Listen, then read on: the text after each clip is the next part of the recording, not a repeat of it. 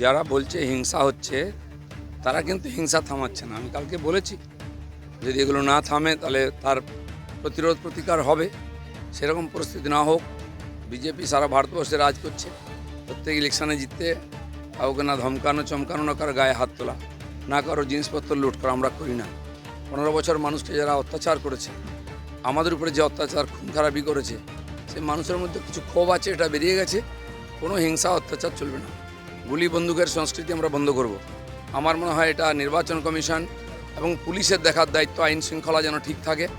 যিনি পুলিশ মন্ত্রী তিনি ড্রামা করতে ব্যস্ত, তিনি জীবনে কোনো দিন সফলভাবে কিছু করেননি। গত ইলেকশনে বলেছিলেন 3 দিন আমি ছিলাম না। এবারে কি বলবেন? এখন তো চিরদিনের জন্য চলে যাবেন আপনি, কিন্তু মানুষের জীবনের সুরক্ষা কে দেবে? এই যে গুন্ডাদের নিয়ে এসছেন রাজনীতিতে মমতা ব্যানার্জি, তার ফল সবাইকে ভুগতে হচ্ছে। তৃণমূলের গোষ্ঠীদ্বন্দ্বে বলি ইন্টালি থানা সংলগ্ন এলাকায় কুপিয়ে খুন করার অভিযোগ। যত গুন্ডা বদমাস অ্যান্টি সোশ্যাল সব টিএমসির মধ্যে আছে। একটা গ্রুপ খাচ্ছিল, এটাকে দিচ্ছিল না, তারা এখন প্রতিশোধ নিচ্ছে। অফিস ভাঙা থেকে আরম্ভ করে টাকা পয়সা লুট করা, দোকান লুট করা, নিজেদের মধ্যে মারামারি করা, এটা টিএমসির ভিতরের ব্যাপার, সেটা বাইরে আসছে। বিজেপির কোনো যোগাযোগ নেই, সেজন্য পুলিশকে কড়াভাবে এর আর প্রতিকার করা উচিত।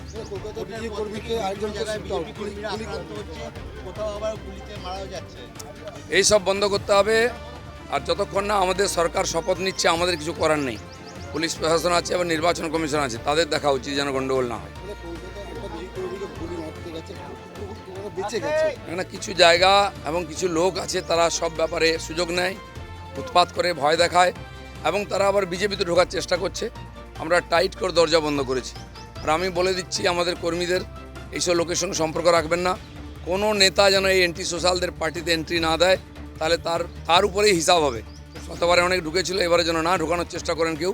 আমরা কিন্তু কড়া নজর রেখেছি।